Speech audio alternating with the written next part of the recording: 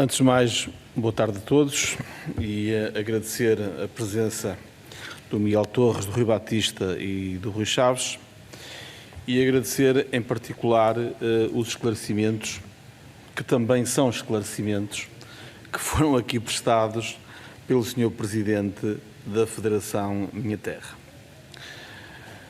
Se há algo que eu acho que todos nós temos noção, é da fuga que vimos assistindo nas últimas décadas das pessoas do interior para o litoral e, designadamente, do mundo rural para o mundo urbano, ou mais urbano. E essa matéria é uma matéria que não acontece apenas numa escala assim tão larga, tão global.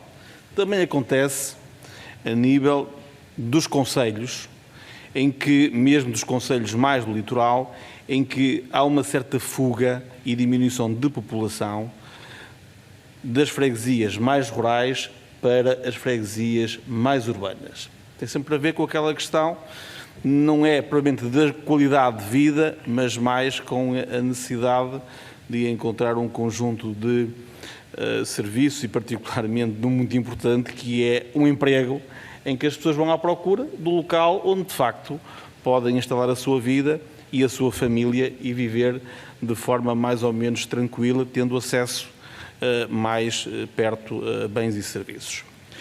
Ora, a questão que colocam aqui é uma questão, desde logo, que nos deixa a todos nós, e a nós PSD em particular, particularmente preocupados, porque a ideia que nós tínhamos, de facto, é que esta ideia dos grupos de ação local e da DLBC era até algo que estava a correr muito bem, que estava não só a fixar pessoas nos territórios rurais, nas freguesias mais rurais, e estava até a capacitar e a mobilizar pessoas para se manterem no mundo rural, decididamente através da criação de pequenos postos quase de autoemprego, mas também diversificando, digamos assim, ou possibilitando, digamos assim, que pessoas ligadas mais à agricultura pudessem ter outros meios de subsistência. Recordo-me que vocês apoiavam, inclusive, projetos de atração turística,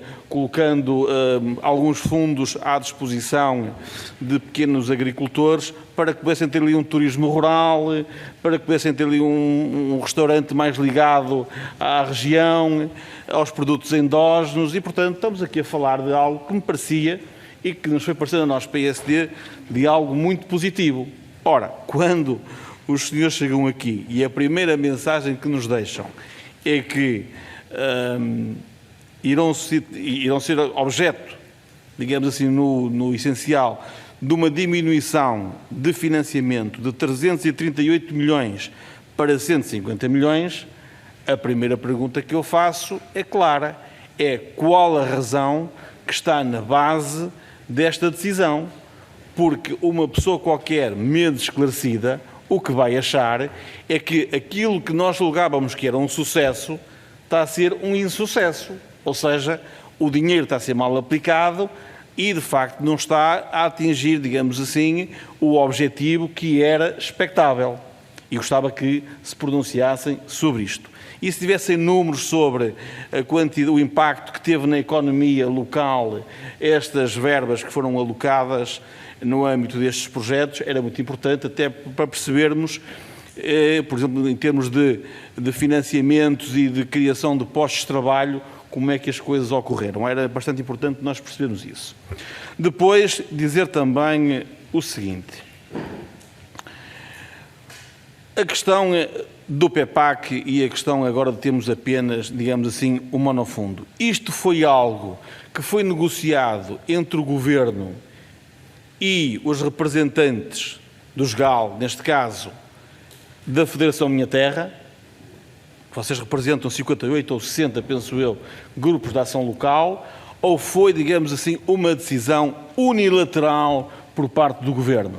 Esta era uma segunda pergunta que eu gostava também que nos respondessem. Uma terceira nota tem a ver com algo que aqui vocês trouxeram e que várias pessoas que lidam com fundos comunitários sistematicamente nos revelam, que é a excessiva carga burocrática, administrativa, que até faz com que muitos potenciais beneficiários não concorram ou desistam de concorrer. E agora, estando aqui a falar de pequenos montantes de 5.000 euros, eu imagino, quer dizer, ninguém vai contratar uma grande consultora especializada para receber 5 ou 6 mil euros. Eu percebo bem isto, não é? Portanto, nesta matéria também o que têm para nos dizer. Depois, eu gostava também que me dissessem o seguinte. Eu recordo-me de ter estado num seminário com alguém da Federação da Minha Terra e recordo-me que, por altura, falou-se em vários instrumentos que podiam dinamizar o mundo rural. E recordo-me que uma das matérias que até foi a JAP que trouxe era a questão do jovem empresário rural. Vocês veem o jovem empresário rural como um instrumento capaz de dinamizar o mundo rural ou é uma figura para esquecer, uma vez que o Governo, apesar de a ter criada e o PS ter aplaudido essa criação, depois, digamos assim, que a implementação desta figura, deste instrumento, não tem sido propriamente aquela que nós tínhamos na expectativa. Por último, dizer o seguinte: o que é que nós, simples deputados, podemos fazer por vós, no sentido de facto fazer essa aproximação mais real, mais próxima ao mundo rural? E eu acho que isto é muito importante, porque nós também defendemos essa proximidade, porque infelizmente o mundo rural está a ficar deserto. Isso é algo que vemos todos os dias. Todos os dias ouvimos presidentes de Câmara a dizerem que estão a perder população, mas depois não fazemos muito para que as coisas tenham o sentido inverso. E seguramente que soluções como esta dos GALs seriam muito importantes para fixar pessoas no mundo rural.